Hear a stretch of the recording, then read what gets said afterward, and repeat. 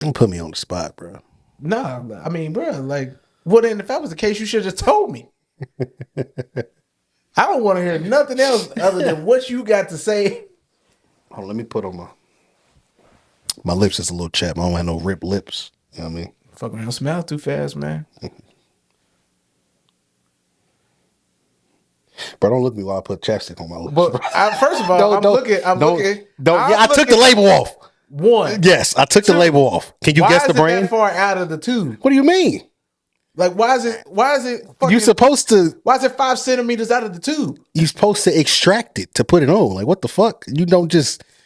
You gonna be But rubbing, I mean, just rubbing like, plastic just like on a you? little bit, but like not that. Yeah, you far gonna be out. rubbing plastic like that's. Bro, it look like you putting on Fenty right now. Fenty ain't got this shade.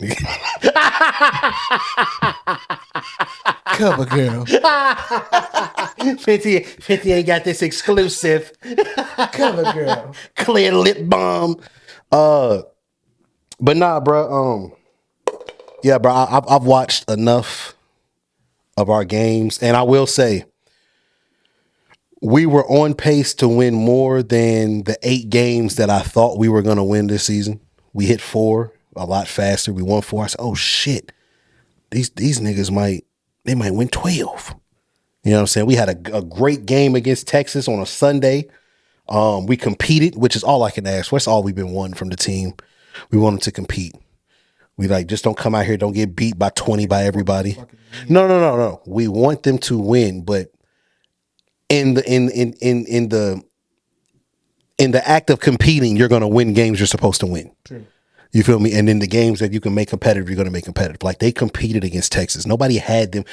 Everybody had that game being a blowout. Mm-hmm. Nobody had us within an arm's reach of even competing with them dudes. We went toe to toe with Texas. We look like a team that can win 20 games. Fast forward a few weeks later, we lose in Arkansas State. Yeah. And that's after incidents of players not wanting to play because they don't have their tights that they never worn before a game. Bro, when you told me that shit, I was like, it's ridiculous. I said, wait a minute, what? It's He was like, he didn't have tights that he's never worn before. But in my head, I'm hearing like a brand new pair. Yeah, like a brand new pair. No. And you was like, no, he wanted a specific pair of tights. They did not have them for him. So in therefore, he was not going to play. Not going to play. I was like, bro. Along with that, us losing games let that NIL money go to your head, nigga. I would be ultimately surprised. I don't think any of these niggas on this team are good enough to have NIL. So if anybody in the city, Scott Clark got NIL. If anybody in the city of Louisville, and I'm probably maybe they got something from Adidas. I don't know. Maybe that's fine. That's whatever. Come on, man. Like I've seen. I mean, we live up here in Lexington. I see billboards of football players and basketball players with local businesses and smaller businesses. You know what I'm saying? Billboards and things of that nature. Like those are NILs. You know what I'm saying? That's what they get. I don't know about the Louisville basketball players, bro. And I could be wrong. Somebody tell me if I'm right or wrong. I don't care. But if somebody is investing in them, I think it's just a bad business move at this time. But yeah, bro, we stink. And everything that I've been saying about us from the coaching staff down to the roster, but primarily the coaching staff, bro, we stink. And we're just not that good. And it's mainly because the coaching staff, I don't think they hold each other accountable, and I don't think they hold the players accountable, bro. They don't demand competitiveness from these players. Like, they don't demand a fight. You know what I'm saying? Like, they aren't demanding, like, hey, when we come out here, I want you to compete for 40 minutes. I don't want you to just compete for 4 minutes. Like, I want you to compete for both halves of basketball. Like, and I'm watching the game the other day, bro. We play Arkansas State, bro. We just looked like ass, bro. Like the offense was terrible. Like, bro, we lost to fucking DePaul. DePaul has 2 wins this season. One of them is against Louisville. Yeah. Like, you get what I'm saying? Like those are games that we're supposed to win. Yeah. Like we're accustomed to winning. Like And now it's almost to the point, which is why I quit watching. And the games that I do watch, it's hard to watch because you're watching these teams that we supposed to blow out by like 15 to 30 points. You watching these teams like warm up and they're like, bro, we got us one tonight.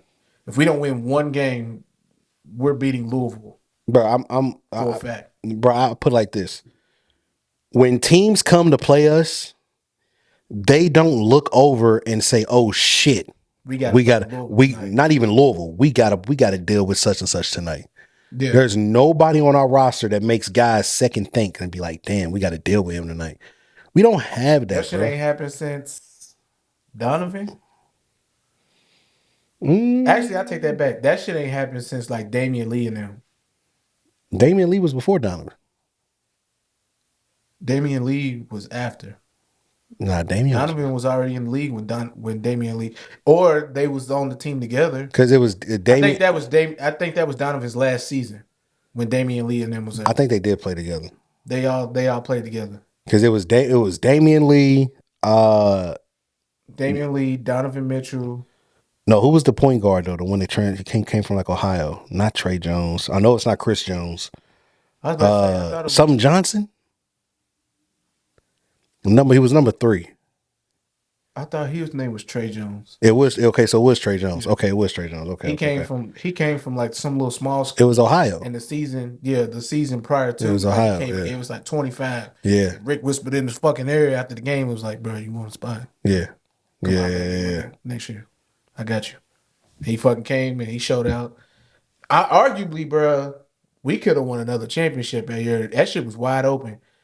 Like that was one year where like the NCAA was wide open and there was no like real. You There talking was no about like one set team that was just better than everybody else. the last?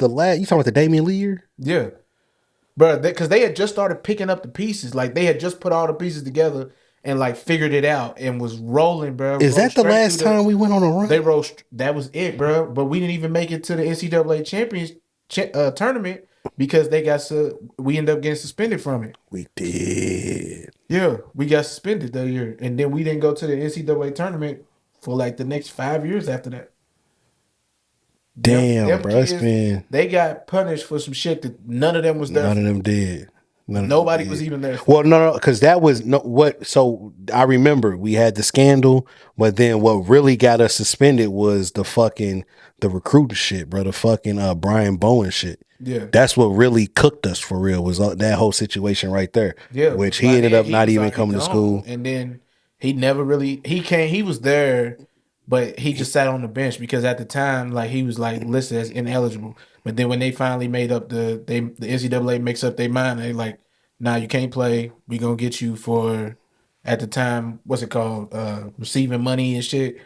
Bruh dips, prepares for the NBA. Because matter of fact, I don't even think he ended up getting drafted either. No, he ended up going undrafted. He was on the Pacers for a little bit. But matter of fact, bro, I remember this, and I don't care what none of you niggas say. I'm claiming Anthony Simons. He was supposed to come to Louisville that next year. Yep. Ended up not coming because niggas got in trouble. Yep. He ends up sitting out a year and goes into the draft the next year without playing a year of college ball and gets drafted I think at like number 16 or some shit. And now he's a bucket. I think he went overseas. No, he didn't. He stayed. No, he just sat a whole year. He just sat. Matter of fact, I think that's exactly how it happened. He just sat. He didn't do shit. Yep, he just sat. He didn't go overseas. He didn't go G League. He didn't do none of that. He just kicked it. Kicked it, worked out, trained, and still get drafted that high. That's crazy. He's a walking bucket. He's hooping now. You know what I'm saying? Like so. Yeah. So I claim him as a Louisville legend, Louisville player. But yeah, bro, some things are changing. I don't want to see the coaching. I don't want to see Kenny Payne get fired mid-season. I do. Well, the reason why I say I don't want to see him get fired mid-season because it's not gonna get no better. You know what I'm saying? And if he does get fired mid-season, they're just gonna give the keys to fucking Danny Manning or God forbid Nolan Smith. Like, so no, I'd rather go ahead and let these go. No, go ahead. I want them to go ahead and finish this year. I want them to go ahead and finish this season because I want be finished after the UK game. I want respect him enough to let him coach that game, and then from there they'll make a decision whether or not to let him go or let him stay for the remainder of the year and then fire him No, you know what I want? after the season. I want them to have to deal with their potential coaching morality or mortality. I mean, what it boils down to is the motherfucker can't coach. I'm not ready to determine that yet. I am. I'm not ready to determine that There's because no way he could keep blaming it on the kids. Like, this is a team that he put together himself. Yes. And they're still not doing shit. So Yes. it's like, bro, like, fuck all that. Like, I'm gonna shoot him some bail. I don't have the players that like, if I could pick my, like, because that was his excuse last year. If I could pick my players to run the system that I want to run, it's a totally different thing. And now he did pick his players, and they still not doing nothing. And that's because he's just not coaching. And there's been the games that I have watched, bro. There's been like late game decisions, and you got kids on the bench like the young freshmen.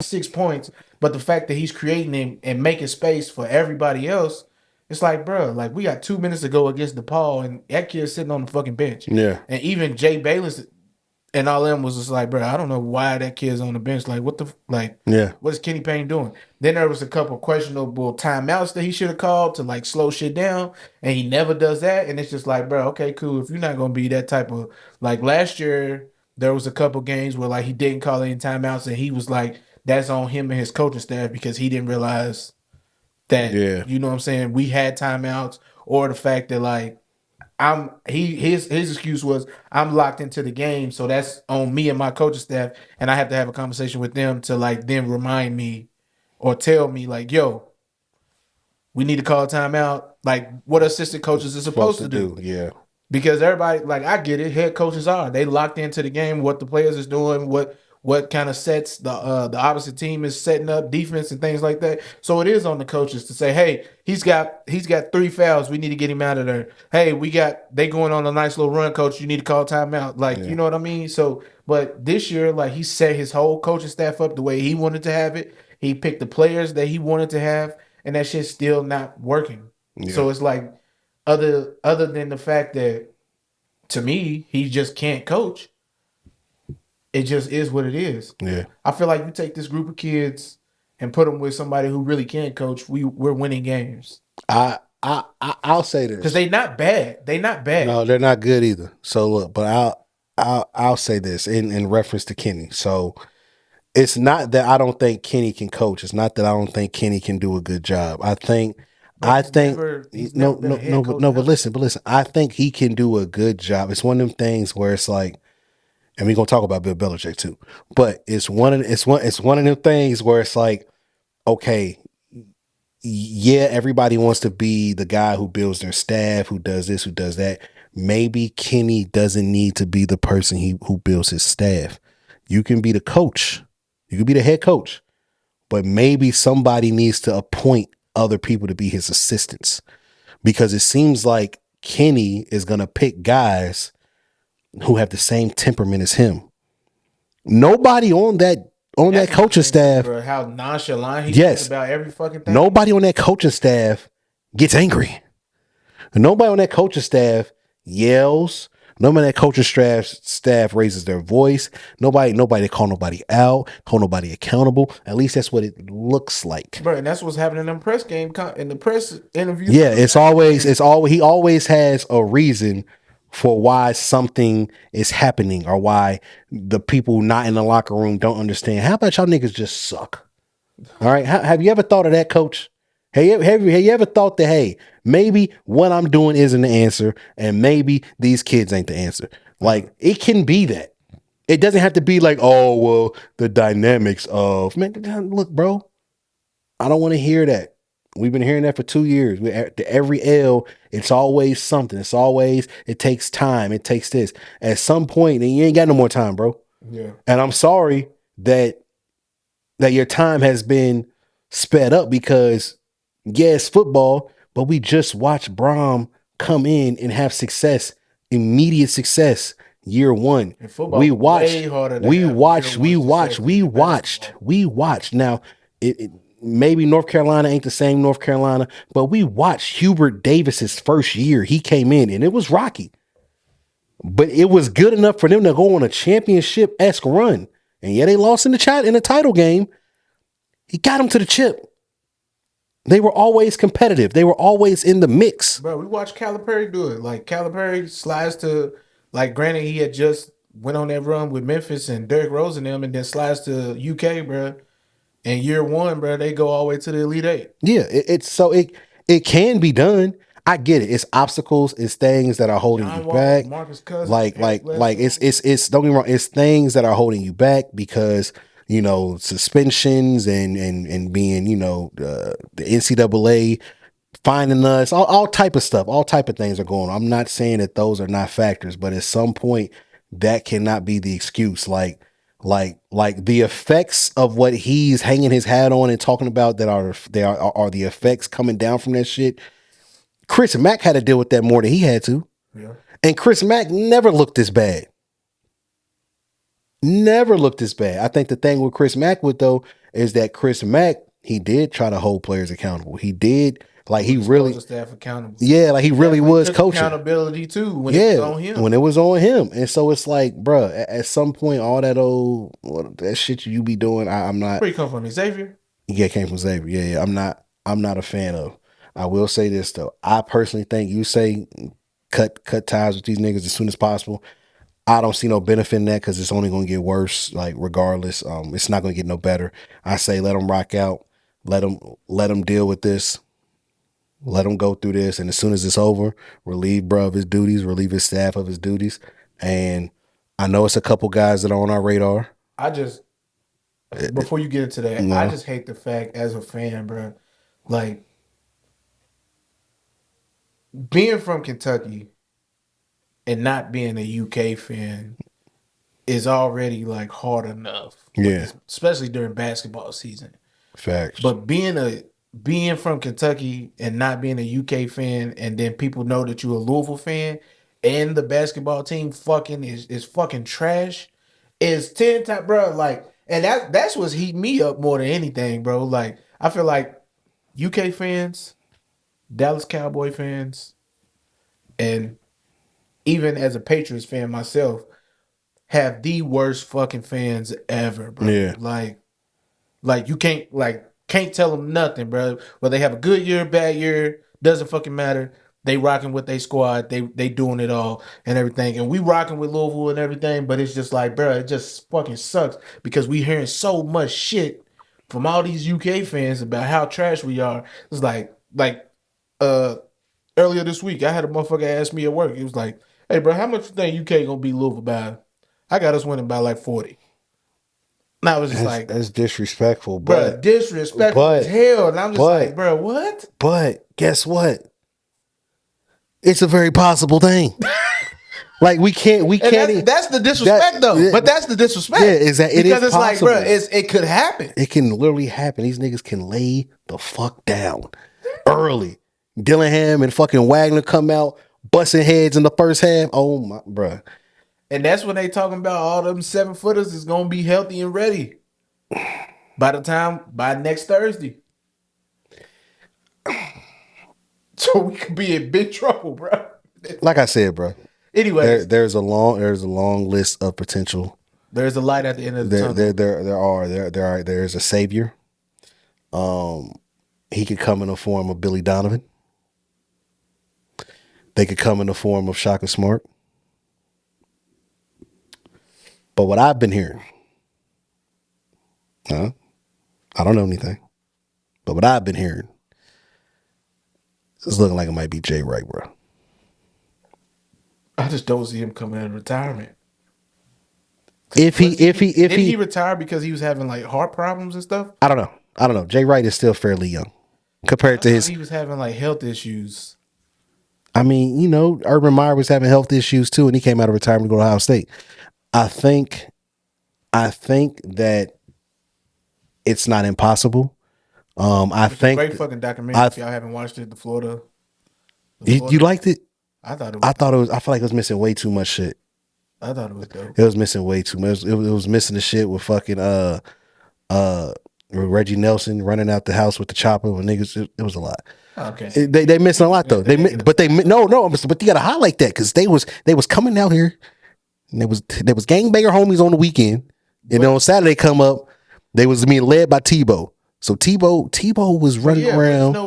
I mean, bro, everything with all of that has been dealt with by the law. So Well, I'm not saying like the law. I'm just saying like they missed a lot of stories. They missed the stories, the Cam Newton shit. yeah, but like a lot of those already got their own stories. Like Aaron Hernandez has his own documentary. I don't want to know about Aaron Hernandez after Florida. I just want to know Aaron Hernandez, the Pouncey twins, Rainey, fucking Percy Harvin, Reggie Nelson, Brandon Spikes, bro, they didn't even highlight the Chris Dunlap.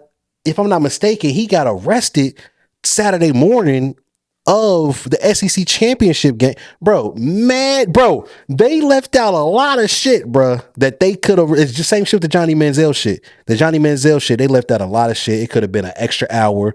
It could have been a lot better. Like, I think Netflix is cool, but I feel like the ESPN 30 for 30s when they originally came out and they started that shit, because even the Detroit, the fucking Malice in the Palace that Netflix did, it was cool, but the 30 for 30, bruh, yeah, that 30 for 30 with the fucking with Miami Hurricanes, part one, man, bro, part one, I swear to God, bro, when I was in high school, bro, part one, and I'm gonna get back to the Louisville shit, but part one of that Miami Hurricane 30 for 30, when it came out, I was in high school, bro. You got to think it was all about the 80s and shit in the early 90s. So I'm seeing this shit and I'm like, yo, these niggas was like that. I said, I want to go to Miami. Nigga, when in high school you got to put your target schools and what schools you want to go to. Imagine going to my list. Well, I found out it was a private school too, though. But look, my list of colleges, it was Miami 1, Louisville 2, Georgia 3, Missouri 4, and I want to say 5. And what was 5? I think I might have just threw Oregon on there just because, like, whatever. But Miami was my number one school, bro. Like, I applied, an academic advisor flew up from Miami, met me and my mama downtown in Louisville for like an hour conversation to speak about academics and a whole bunch of shit. Because I was really considering going there, bro. And I didn't change my mind about going there until there was like, okay, so we are a private school. We're not public. Not a public university. It's a private university. Mm-hmm. So the scholarships and all, the like the per semester, all that shit is different because we're private. Bro, was like out of state was like 60 grand a semester, bro. Yep. Out of state. That's what I didn't say. I said, what? She was like, yeah. She was like, but you can get scholarships and all this type. So I was like, I'm looking at my mom. I'm like, bro, I don't have enough academic scholarships for that, bro. I want to go to ASU. Arizona State? Nah, Alabama State. I want to do that. Oh, okay. So I was part of the BMW. So now I look like the fuck nigga because I don't know what the fuck you meant. You say Alabama State, and I twisted my face up like, nigga, please. You talking about Alabama State, nigga? Only ASU we acknowledge is Arizona State University. Cap. We acknowledge Alabama State, man. ASU, man. I want to go and be an ASU stinger, man. What the fuck? That's they the stingers? Yeah, it's like something about like a bee. Yeah. Trash. Or like a hornet or whatever. Yeah, that's a whack name. But that shit, I don't know, man. Like being a part of the BMW program, bro, like we was just put on game the HBCUs and they was really pushing that for us to like pursue instead of like normal universities. Yeah. It's like, nah, the HBCUs is where it's at, like black. And that BMW program was like really hardcore as far as like within like blackness, blackity black, like black education, black doctors, lawyers, all black, of that. Blickety black. So we was put on game to a lot of HBCUs, man, and I just knew I didn't want to go to K-State and end up hearing about Alabama State, bro, and all of that shit. But, didn't work out. I ended up at BCTC, then from there went to Western, then from there started working. That's dope, bro. But anyways, That they Jay pushed that. Banks. I mean, J Jay Wright. Wright. So yeah, and I want to talk about. So much I want to talk about. It's actually HBCUs, but look, but Jay Wright, I think he's gonna come out of retirement, bro. From what I've been told, I think he is gonna be the next Louisville. Because I think Louisville has to get it right. Like after the Rick shit, Scott Padgett did not Scott Padgett, David Padgett did a season, and then we had Chris Mack. Chris Mack, we celebrated Chris Mack a lot. You know what I'm saying? Like we looked at Chris Mack like he was gonna be. Like, you feel me? Like he was gonna be the one. Like, oh shit, he's a good coach. He put Xavier on the map. They did their thing. Woo woo woo. Like, it's up. You know what I'm saying? We had a whole interest for him. I remember that nigga came down. He was on 4th Street Live. They had the music playing, the lights playing, the smoke came out. He came out in the Louisville Letterman jacket, throwing up the L's. Like, oh shit, nigga, Chris Mack. Like, yeah, it's up. And we had some decent little moments. Like we never really get back to what we were getting accustomed to, but we had some moments. That's not a splash hire in Chris Mack. You know what I'm saying? Like it's not a splash hire. You follow that up with goddamn Kenny Payne. It's not a splash hire, bro. Like this is almost like getting Kenny Payne and getting Chris Mack is equivalent to like when Kentucky went and got Billy Gillispie. It's not a splash hire. Potentially good coach, can maybe be great at a great program, maybe, but it's not a splash hire. You know what a splash hire is? Jay Wright. Getting Jay Wright, getting Billy Donovan to come back to college, like getting a Shaka Smart. Like that's a splash. Like that's a oh shit. This person's name carries weight and has cachet. Like people would want their kids to go play for Jay Wright. People will want their kids to go play for Billy Donovan. People will want their kids to go play for Shaka Smart. Not saying people don't want their kids to go play for Kenny Payne, but niggas aren't rushing for their kids to go play for Kenny Payne.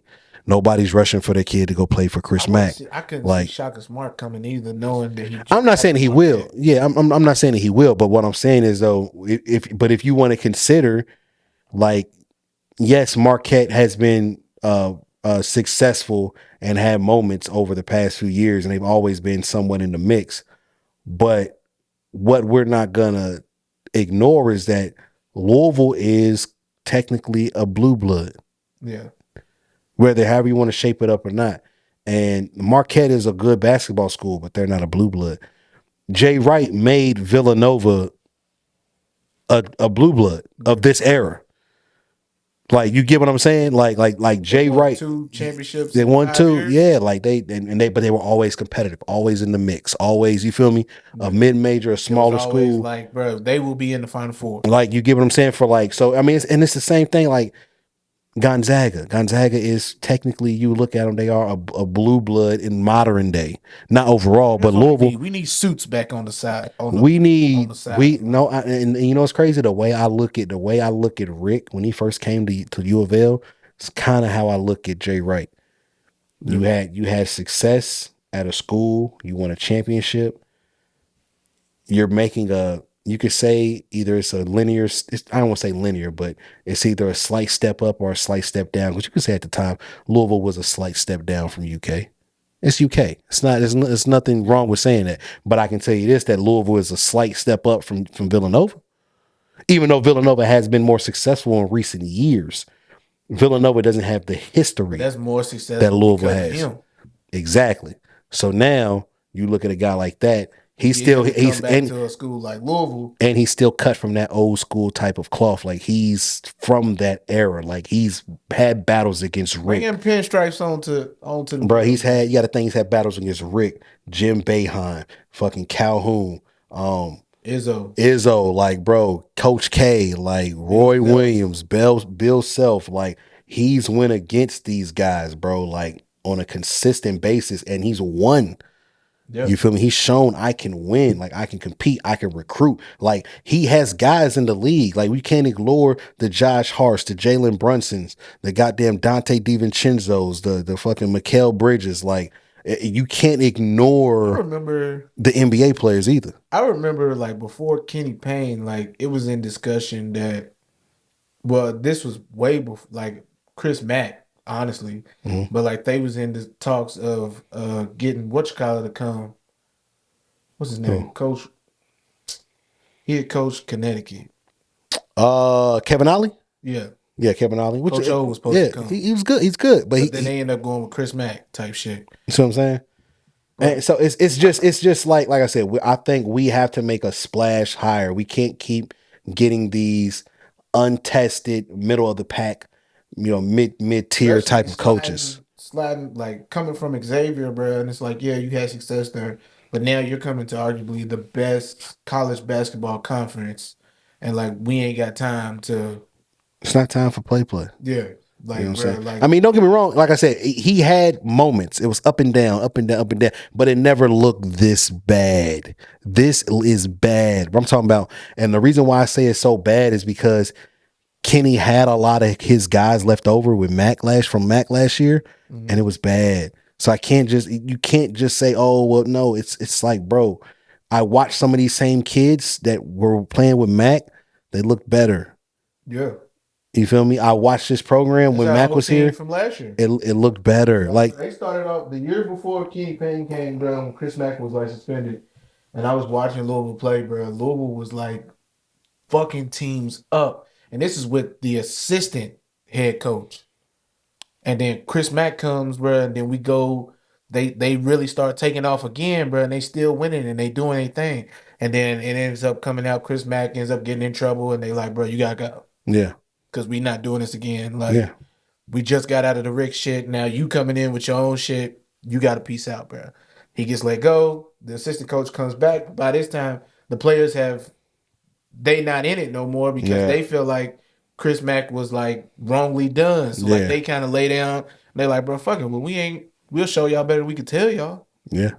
We just won't play. We ain't gonna go out here and perform. We'll suit up. Yeah, but we'll show up. Yeah, but we ain't gonna really go out here for real. We just gonna play. We went down to where I think it was like the Battle of Atlantis, and they fucked around and like won. And it was just like, bro, like that same team after Chris Mack gets fired, then it's just like, bro, fuck it, I don't even feel like hooping no more. And then you get Kenny Payne, bro, and it's like y'all look terrible, bro. And this year is bad too. So it's just like. We need new energy. I think you got to start over because the fan base they lost the fan base.